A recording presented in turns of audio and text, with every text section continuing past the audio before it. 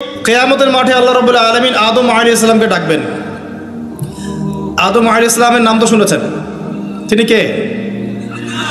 আদি পিতা।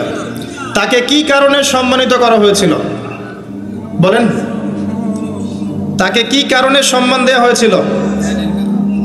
জ্ঞানের কারণে। তাকে ফেরেশতারা সেজদা করলেন কি কারণে? শারীরিক গঠনের কারণে, শক্তির কারণে, জ্ঞানের কারণে। এই জ্ঞান এখন আমাদের মধ্যে চরম অভাব। এই জ্ঞানের চর্চার চরম অভাব আছে আমাদের মধ্যে। এখন আমরা জ্ঞান চর্চা করতে চাই না। আমরা স্লোগান দিতে চাই যে আল কোরআনের আলো ঘরে ঘরে জ্বালো, কিন্তু প্রত্যেকটা ঘরে একটা করে কোরআনের হাফেজ নাই। এমনকি প্রত্যেকটা ঘরে একটা করে মানুষও পাওয়া যাবে কিনা যারা কোরআন বিশুদ্ধ করে তেলাওয়াত করতে পারে। তবে একটা কথা বারবার বলি যে এইসব আইওয়াশ শোডাউন দিয়ে ইসলামের কোনো কল্যাণ নাই। ইসলামের কল্যাণ কনস্ট্রাকটিভ কাজ করতে হবে। প্রথমে জ্ঞান চর্চা করতে হবে,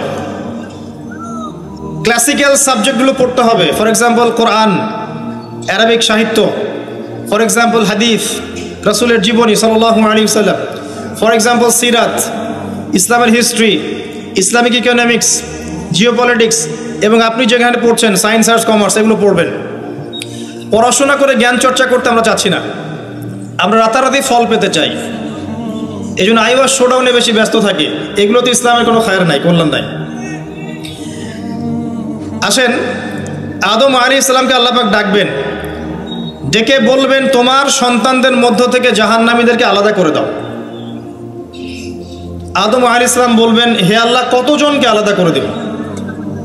আল্লাহ রাব্বুল আলামিন বলবেন, প্রতি 1000-এ 999 জনকে জাহান্নামের জন্য আলাদা করে দাও। বলেন ইন্না লিল্লাহি ওয়া ইন্না ইলাইহি রাজিউন। প্রতি 1000-এ 999 জনকে জাহান্নামের জন্য আলাদা করে দাও। আপনি গাণিতিকভাবে এটাকে ব্যাখ্যা করতে যায়েন না। এখানে বোঝানো হচ্ছে মেজরিটি, অর্থাৎ বেশিরভাগ মানুষ জাহান্নামে যাচ্ছে, কোনো সন্দেহ নাই। হ্যাঁ, এটা ঠিক, জাহান্নামে যাওয়ার পরে কবিরা গুনাহগার যে ব্যক্তিরা আছে তাদের জন্য নবী সাল্লাল্লাহু আলাইহি ওয়াসাল্লাম সুপারিশ করবেন, এবং যার অন্তরে সরিষা দানা পরিমাণ ঈমান ছিল, মন থেকে লা ইলাহা ইল্লাল্লাহ সাক্ষ্য দিয়েছে, একদিন না একদিন সে জান্নাতে যাবে ইনশাআল্লাহ। কিন্তু আমরা কি চাইবো জাহান্নামের শাস্তি ভোগ করে জান্নাতে যেতে? জাহান্নাম কি, এটা একটা হাদিস দিয়ে বোঝাচ্ছি। আল্লাহ রাব্বুল আলামিন এই পৃথিবীর সবচেয়ে সুখী মানুষটাকে, এই পৃথিবীতে যার কোনো দুঃখ কষ্ট কিচ্ছু ছিল না, এই মানুষটাকে ডেকে নিয়ে আসবেন। ডেকে নিয়ে এসে জাহান্নামে ঢুকাবেন এক মুহূর্ত সময়ের জন্যে, ধরেন 1 সেকেন্ড বা 1 ন্যানো সেকেন্ড। এরপরে বের করে নিয়ে আসবেন, নিয়ে এসে বলবেন, পৃথিবীতে কি সুখে ছিলে? সেই ব্যক্তি বলবে, সুখ কি জিনিস হে আল্লাহ আমি জানি না। আমি কি বুঝাতে পারছি ভাই? সুখ কি জিনিস আমি জানি না। আর আল্লাহ রাব্বুল আলামিন এই পৃথিবীর সবচাইতে কষ্টে থাকা মানুষটাকে ডেকে নিয়ে আসবেন, এনে জান্নাতে ঢুকাবেন, ঢুকে 1 মুহূর্ত সময় রাখবেন, বের করে নিয়ে আসবেন। বলবেন, পৃথিবীতে কষ্টে ছিলে? সেই বান্দা বলবে, কষ্ট কি জিনিস আল্লাহ আমি জানি না। এটাই সেই আয়াতের ব্যাখ্যা বলা যায়। আল্লাহ পাক বলেছেন, কুল্লু নাফসিন যায়িকাতুল মাউত, প্রত্যেকটা নফস বা আত্মা মৃত্যুর স্বাদ গ্রহণ করবে। ফাইন্নামা তুওয়াফাউনা উজুরাকুম ইয়াওমাল কিয়ামাহ, কিয়ামতের মাঠে তোমাদের পূর্ণ প্রতিদান দেয়া হবে। ওই দিন ফামান যুহজিহা আনিন নার ওয়া উদখিলাল জান্নাহ ফাকাদ ফাজ, সেদিন যাকে আল্লাহ পাক জাহান্নাম থেকে বাঁচাবেন, জান্নাতে প্রবেশ করাবেন, একমাত্র সে ব্যক্তি সফল, আর কেউ সফল নয়। এই আয়াতটা হচ্ছে দ্য ডেফিনেশন অফ সাকসেস, যার পিছনে আমরা ছুটছি। আমরা সাফল্যের পিছনে ছুটি না। সফল হতে হবে, নিজের পায়ে দাঁড়াতে হবে, টাকা পয়সা করতে হবে, বাড়ি গাড়ি করতে হবে, ব্যাংক ব্যালেন্স করতে হবে, জমি জমা করতে হবে, একটা সুন্দরী গার্লফ্রেন্ড চাই, একটা স্ত্রী চাই, তাই না? আমরা সাফল্যের পিছনে ছুটতে চাই। আর আমাদেরকে বস্তুবাদী দর্শন শেখায় এগুলোই সাফল্যের মানদণ্ড। তা আল্লাহ পাক এখানে বলছেন, যাকে জাহান্নাম থেকে বাঁচানো হবে আর জান্নাতে প্রবেশ করানো হবে, এই ব্যক্তি ছাড়া কেউ সফল না। পৃথিবীতে আপনি অনেক বড় নেতা হতে পারেন, ইভেন অনেক বড় আলেমও হতে পারেন, অনেক বড় পলিটিশিয়ান হতে পারেন, অনেক বড় প্রশাসনের কর্মকর্তা হতে পারেন, অনেক বড় ইকোনমিক্স হতে পারেন, কলামিস্ট হতে পারেন, বুদ্ধিজীবী হতে পারেন, হাফেজ হতে পারেন, হু এভার ইউ আর, যদি কিয়ামতের মাঠে আপনি জান্নাতে যেতে না পারেন আপনি সফল না।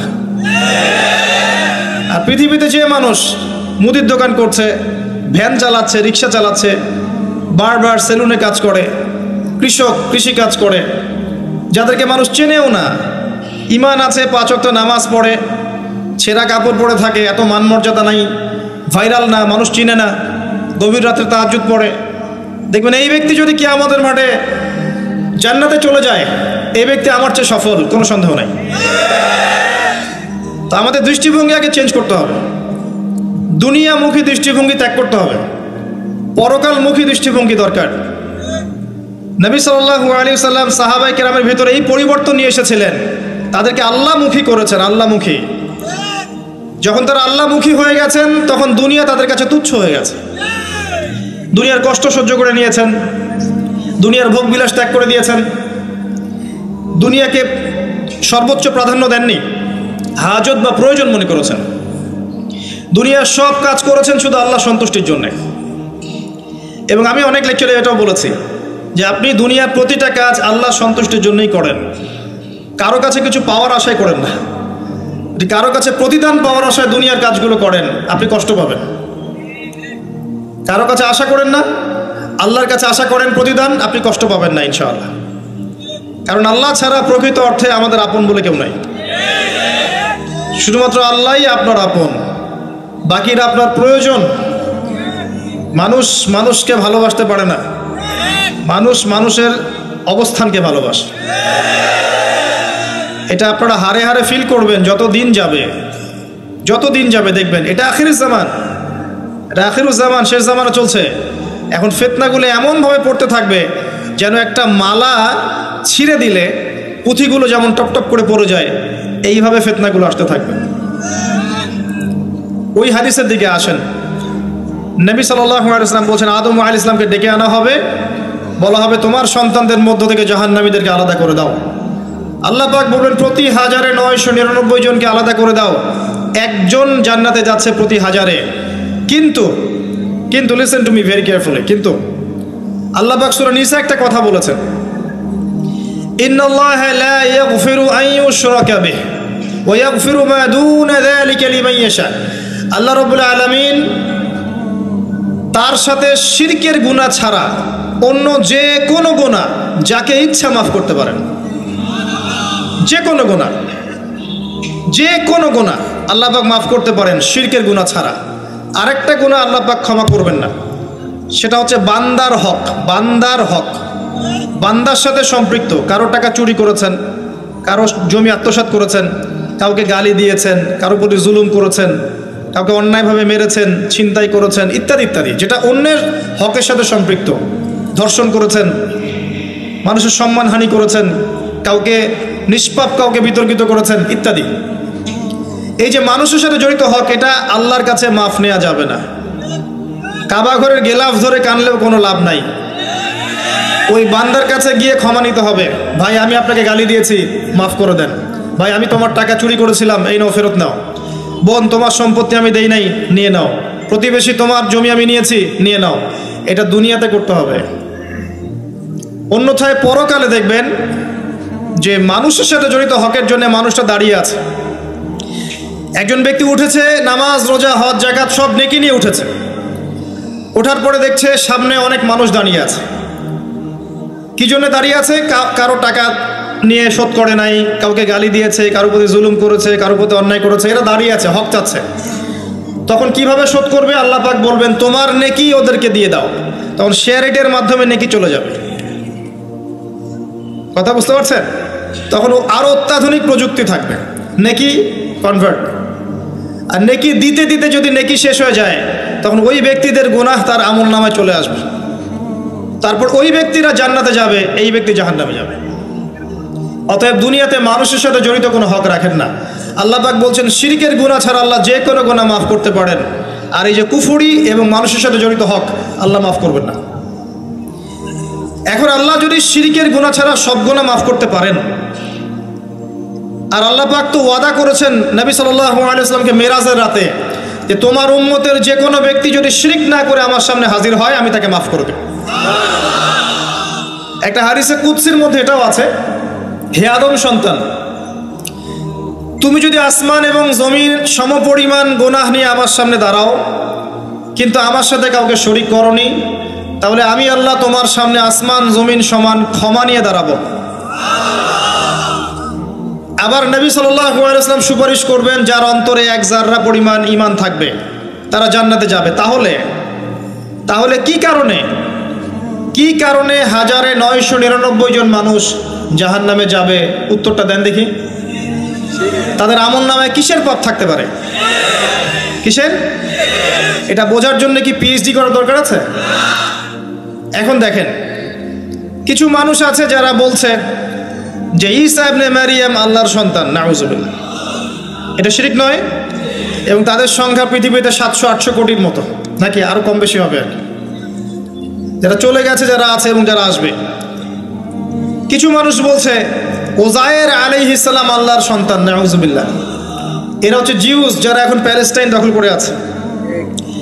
আর এই কথা বলতে আমাদের বুকে ভয় থাকা উচিত নয় যে ওইটা আমাদের জমি, তাদের জমি নয়। ওখানকার ঘটনা হচ্ছে এমন, একটা উপমা দিয়ে বোঝানো যায়। মনে করেন আপনি আপনার ঘরে বসে আছেন, আপনার দরজায় একজন মেহমান এসেছে। মেহমান নক করছে, ঠক ঠক ঠক, ভাই আমাকে একটু হেল্প করেন, আমি খাইনি অনেক দিন, আমার কাপড় নাই, আমার খাবার নাই, আমার থাকার জায়গা নাই, একটু আশ্রয় দেন। আপনি মাশাআল্লাহ মুসলিম, দয়া পরবশ হয়ে দরজা খুলে দিলেন, তাকে ড্রয়িং রুমে বসালেন, সুন্দর করে খাওয়ালেন, কাপড় দিলেন, রেস্ট করার জায়গা দিলেন। এবার সে সেখানে থাকতে থাকতে পরিকল্পনা করলো যে আপনাকে আপনার বাসা থেকে বের করে দিবে। একদিন আপনাকে ঘাট ধরে আপনার বাসা থেকে বের করে দিল, দিয়ে দরজার ভিতর থেকে লাগিয়ে দিল। এখন দরজার বাইরে দাঁড়িয়ে আপনি নক করছেন, আমার ঘর আমাকে ফেরত দাও, আমার ঘর আমাকে ফেরত দাও। আর এই ব্যক্তি বলছে আপনি জঙ্গি, আপনি সন্ত্রাসী। এটা হচ্ছে সবচেয়ে সেরা উদাহরণ প্যালেস্টাইন এক্সাম্পলের। তো এরা বলছে ওজায়ের আলাইহিস সালাম আল্লাহর সন্তান। একটা কথা আমি বলি, হতাশ হবেন না। ফেরাউন তার দলবল নিয়ে যখন লোহিত সাগরে ধাওয়া করছিল মুসা আলাইহিস সালামকে, আল্লাহ পাক কি করেছেন? আল্লাহ পাক সব সৈন্যকে আগে লোহিত সাগরে এনেছেন, আনার পরে মুসা আলাইহিস সালামকে পার করে দিয়েছেন। তারা যখন মাঝখানে এসেছে তখন আল্লাহ পাক ডুবিয়ে দিয়েছেন। ঠিক আছে? আল্লাহ পাক ঠিক একই কাজটা করবেন ইনশাআল্লাহ এই জেরুজালেমে ইনশাআল্লাহ তাআলা। সবাইকে এনেছেন আল্লাহ পাক পৃথিবীর বিভিন্ন জায়গা থেকে। একটা নির্দিষ্ট সময় পর্যন্ত ওরা বিশ্বকে রুল করবে সামনে, একটা নির্দিষ্ট সময় পর্যন্ত এরা বিশ্বকে শাসন করবে সামনে অচিরেই। কিন্তু এরপরে আল্লাহ রাব্বুল আলামিন ঈসা ইবনে মারিয়ামকে নামাবেন এবং তার হাতে তাদের নেতা মাসিহুদ দাজ্জাল নিহত হবে ইনশাআল্লাহ তাআলা। এবং পুরো কমিউনিটি একসাথে কলাপস করে যাবে, পৃথিবী থেকে তার নাম অস্তিত্ব মুছে যাবে ইনশাআল্লাহ তাআলা। আল্লাহ পাক ওই লোহিত সাগরের সুন্নাহ এখানে অ্যাপ্লাই করবেন ইনশাআল্লাহ।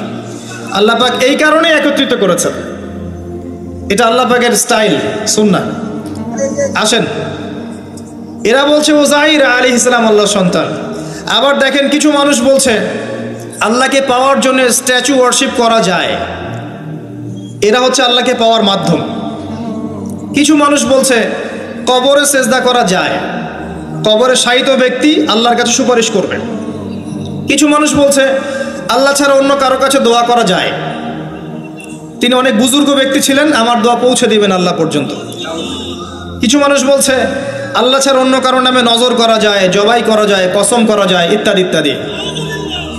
আর কিছু মানুষ আল্লাহর হালালকে হারাম করছে, আল্লাহর হারামকে হালাল করছে। কিছু মানুষ তাকদীরকে অস্বীকার করছে, ভাগ্যকে অস্বীকার করছে। কিছু মানুষ দুনিয়া নিয়ে এতই ব্যস্ত হয়ে আছে দিনের জাররা পরিমাণ ফিকির নাই। আবার কিছু মানুষ এই উম্মতের মধ্যে দাবি করছে মুহাম্মদ সাল্লাল্লাহু আলাইহি ওয়াসাল্লাম শেষ নবী নন, আরও নবী আসতে পারে, এবং তারা প্রকাশ্যে মাহফিল করারও চেষ্টা করছে এখন বাংলাদেশে। আবার কিছু মানুষ বলছে আমরা কোরআন মানি, হাদিস মানি না। এই যতগুলো কথা আমি বললাম এর প্রত্যেকটাই হচ্ছে শিরক। এই শিরকগুলো হয় তিনভাবে। চিন্তায় শিরক হয়, কথায় শিরক হয় এবং কাজে শিরক হয়। চিন্তা, কাজ এবং কথা, আকীদায় শিরক থাকে, আমলে শিরক থাকে, আবার কথাতেও শিরক থাকে।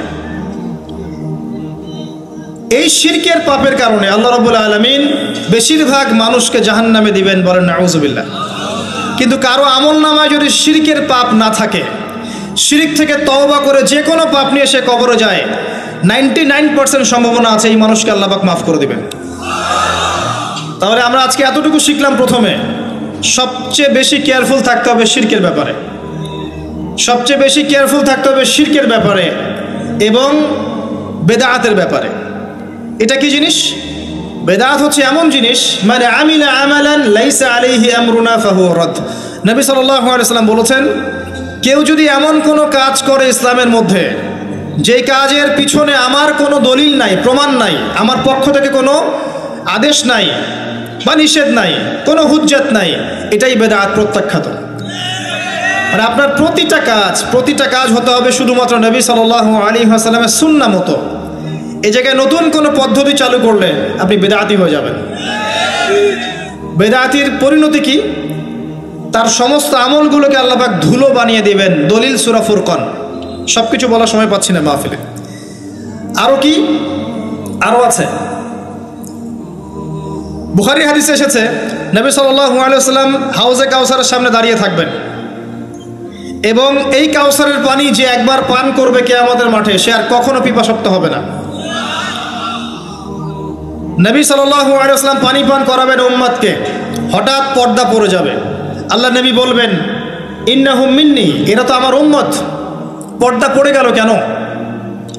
তাকে জানানো হবে, ইন্নাকা লা তাদরি মা আহদাসা বা'দাক, হে নবী আপনি জানেন না আপনার মৃত্যুর পর এরা আপনার শরীয়তের মধ্যে কত বেদাত চালু করেছিল। তো বেদাতীদের সম্পর্কে নবী সাল্লাল্লাহু আলাইহি ওয়াসাল্লাম বলবেন, সুহকান সুহকান লিমান গায়্যারা বা'দি, দূর হও যারা আমার দ্বীনের মধ্যে সংযোজন করেছো, দূর হয়ে যাও। নবীজি অভিশাপ দিবেন, নাউযুবিল্লাহ। আরেকটা মারাত্মক বিষয় হচ্ছে, বেদাত করতে থাকলে মানুষ তওবা করে না। একজন চোর তওবা করতে পারে, সে জানে এটা খারাপ কাজ। একজন জেনাকারী তওবা করতে পারে, সে জানে এটা খারাপ। একজন পতিতালয়ের মেয়ে তওবা করতে পারে, সে জানে এটা খারাপ। কিন্তু যে ব্যক্তি ইসলামের কাজ করছে ভালো মনে করে, সে মনে করছে এগুলো কল্যাণের কাজ, ভালো কাজ, সে কখনো তওবা করতে চাইবে না। এই কারণে বেদাতি শেষ পর্যন্ত তওবা করে না। অতএব শিরক আর বেদাতের এই পাপ থেকে দূরে থাকেন। এরপরে আমি সামনে যাই। আরেকটা মেজর জিনিস থেকে আমাদেরকে বেঁচে থাকতে হবে, সেটা হলো হারাম রিজিক। আজকে আমাদের রিজিকের যে সিস্টেমটা আছে, এর মধ্যে বেশিরভাগ পরিবারে হারাম রিজিক ঢুকে গেছে, বলেন নাউযুবিল্লাহ। কেউ সরাসরি হারাম, কেউ ঘুরিয়ে ফিরিয়ে হারাম। সবচেয়ে বড় মারাত্মক যে হারামটা ঢুকেছে তার নাম হচ্ছে রিবা বা সুদ। ম্যাক্সিমাম আমরা সুদখোর। আমার কিসের দাড়ি টুপি এগুলো দেখার প্রয়োজন নাই, আমি নিজেও সুদখোর। কিভাবে? প্রত্যক্ষভাবে না হলে পরোক্ষভাবে। মনে করেন আমি একটা ফ্ল্যাটে ভাড়া থাকি, ফ্ল্যাটের মালিক আমার ভাড়ার টাকা দিয়ে তার ব্যাংকের লোন শোধ করে, পরোক্ষভাবে আমি সুদের সাথে সম্পৃক্ত আছি। আপনি বাঁচতে পারবেন না। এই জামানা সম্পর্কে নবী সাল্লাল্লাহু আলাইহি ওয়াসাল্লাম বলেছেন, এমন একটা জামানা আসবে যেই জামানায় মানুষ সুদ থেকে বেঁচে থাকতে পারবে না। যে বেঁচে থাকার চেষ্টা করবে তার গায়েও সুদের ছিটা ফোঁটা গিয়ে লাগবে, কোনো সন্দেহ নেই। এটা সেই জামানা, টপ টু বটম সব জায়গায় সুদ। আর জানি না এই আয়াতগুলো কোরআনে আছে কি না আদৌ, বা এগুলো মানুষকে শোনানো হয় কি না আদৌ। তা আমি আমার জায়গা থেকে চেষ্টা করছি। আল্লাহ পাক কোরআনে বলেছেন। কে বলেছেন? আল্লাহ বলেছেন। আমি অনুবাদ করছি, আমি জাস্ট অনুবাদক। সূরা বাকারা 279 থেকে পড়া শুরু করেন। আল্লাহ পাক বলছেন, ইয়া আইয়ুহাল্লাযীনা আমানু, হে মুমিনগণ, তুমি যদি মুমিন হয়ে থাকো, হে মুমিনগণ, ইত্তাকুল্লাহ, তোমরা আল্লাহকে ভয় করো। ইত্তাকুল্লাহ, তোমরা আল্লাহকে ভয় করো। ইত্তাকুল্লাহ, তোমরা আল্লাহকে ভয় করো।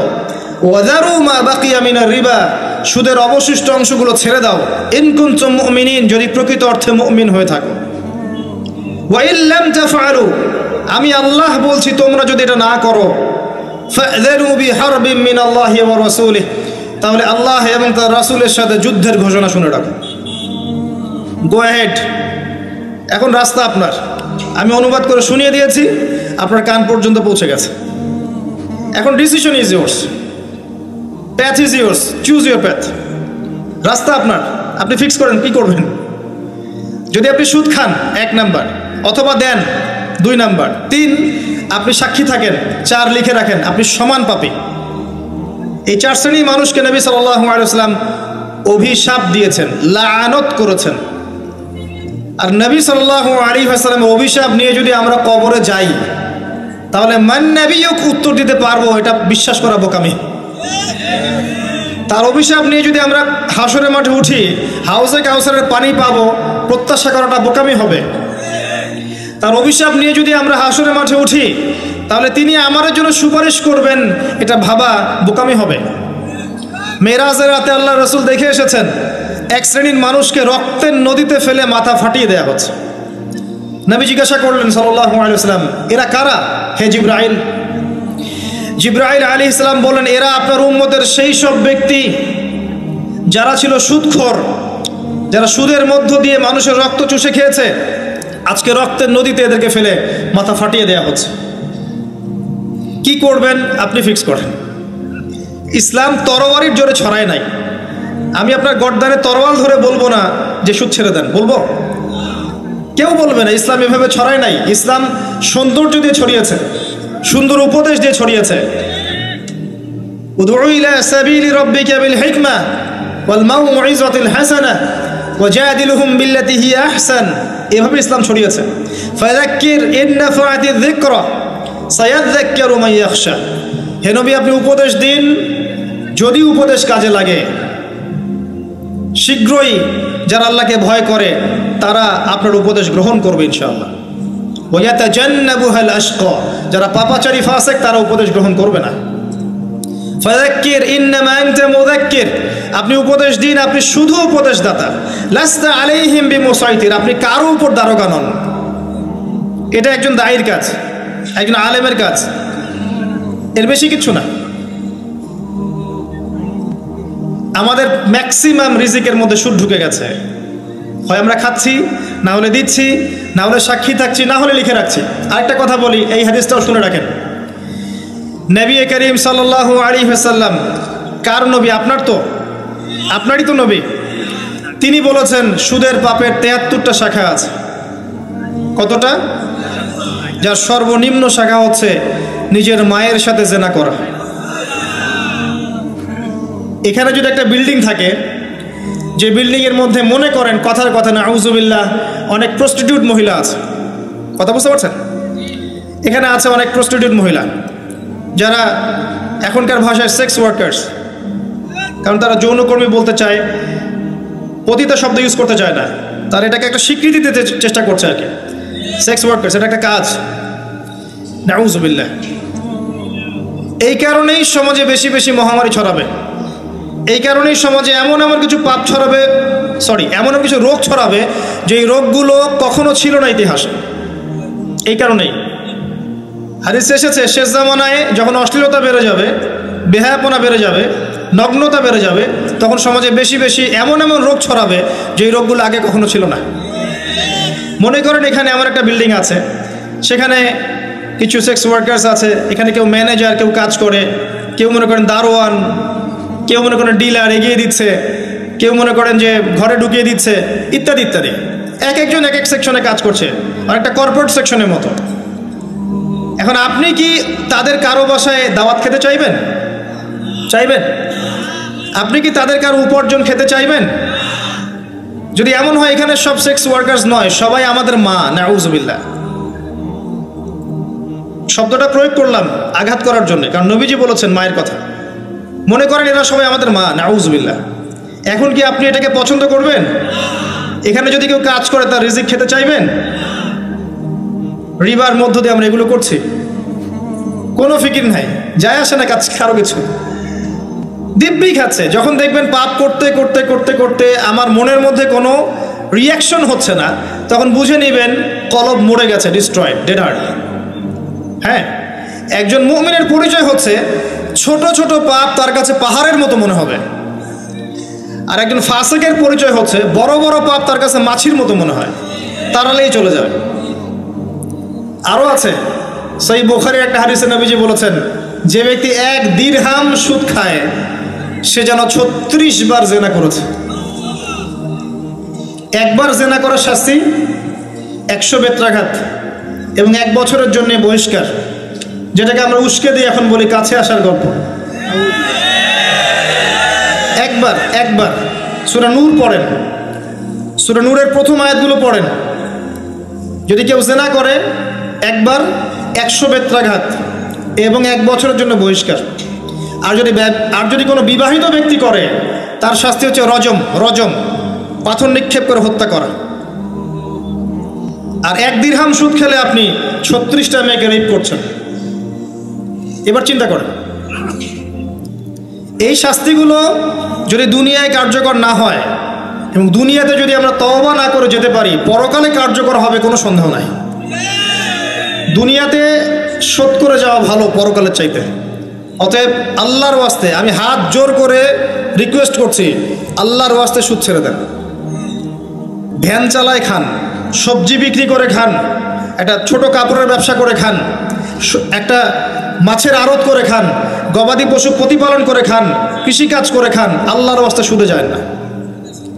আপনার পুরো দুনিয়া এবং আখিরাত বরবাদ হয়ে যাবে এবং আপনি এর মধ্য দিয়ে আল্লাহর সাথে যুদ্ধ করছেন, নবীর সাথে যুদ্ধ করছেন। এর উপরেও আছে পেপার মানির মধ্যে সুদ। ওই যে বললো 1 দিরহাম, এই দিরহাম আবার কি জিনিস? দিরহাম মানে রৌপ্য মুদ্রা। দিনার এটা কি জিনিস? স্বর্ণ মুদ্রা, ইসলামিক মুদ্রা। সেই যে চলে গেছে ব্রিটিশরা আসার আগে, এখন আর দেখা যায় না। একটা গোল্ড কয়েন যার মূল্যটাকে ইকোনমিক্সের ভাষায় বলে ইন্ট্রিনসিক ভ্যালু। এই ভ্যালুটা এই স্বর্ণ মুদ্রার ভিতরেই থাকে। একটা পেপার মানির ভ্যালু, ইন্ট্রিনসিক ভ্যালু এর ভিতরে থাকে না, এর বাইরে থাকে, যেটাকে আপনি নিয়ন্ত্রণ করতে পারবেন, কমাতে পারবেন, বাড়াতে পারবেন। আর এর সাথে যখন পেট্রোডলার অ্যাড হয়েছে তখন তো মাশাআল্লাহ জুলুম আরও উপরে উঠে গেছে। আর যারা পেট্রোডলার সিস্টেম চালু করেছে, এইসব ভোগবিলাসী আরবদেরকে আমরা বলি এরা হচ্ছে আমিরুল মুমিনিন, নাউজুবিল্লাহ, সুবহানাল্লাহ। কত অন্ধ হলে মানুষ এদেরকে আমিরুল মুমিনিন মনে করতে পারে, যারা মুসলিমদের প্রপার্টি সব আমেরিকার হাতে তুলে দিয়েছে, আর সেই প্রপার্টি দিয়ে এরা বম্বিং করে করে সারা বিশ্বের মধ্যে মুসলিম হত্যা করছে। আল্লাহ পাক সেই যে বলেছেন সূরা মাইদার মধ্যে 51 নম্বর আয়াতে, ইয়া আইয়ুহাল্লাযীনা আমানু, হে মুমিনগণ, লা তাত্তাখিযুল ইয়াহুদা ওয়ান নাসারা আউলিয়া, হে মুমিনগণ তোমরা ইহুদি এবং খ্রিস্টানদেরকে বন্ধুরূপে গ্রহণ করো না। কে বলেছেন? আল্লাহর চেয়ে কি আমি জিওপলিটিক্স ভালো বুঝি? আল্লাহর চেয়ে আমি আমার ভালো মন্দ ভালো বুঝি? কাদেরকে? বা'দুহুম আউলিয়া ও বা'দ, যারা একে অপরের বন্ধু, যারা একে অপরের বন্ধু। ওয়া মান ইয়াতাওয়াল্লাহুম মিনকুম ফাইন্নাহু মিনহুম, তোমাদের মধ্যে কেউ যদি ওদের দিকে মুখ ফিরায় সে তাদের অন্তর্ভুক্ত, এই উম্মার কেউ না তারা।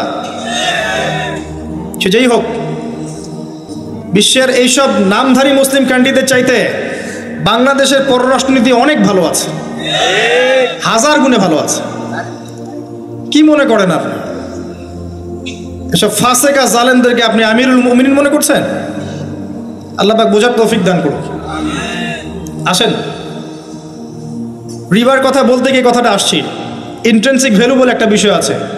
এত ডিটেলস বিষয় মাহফিলে বলা সম্ভব না, এতটুকু বলবো যে ইনশাআল্লাহ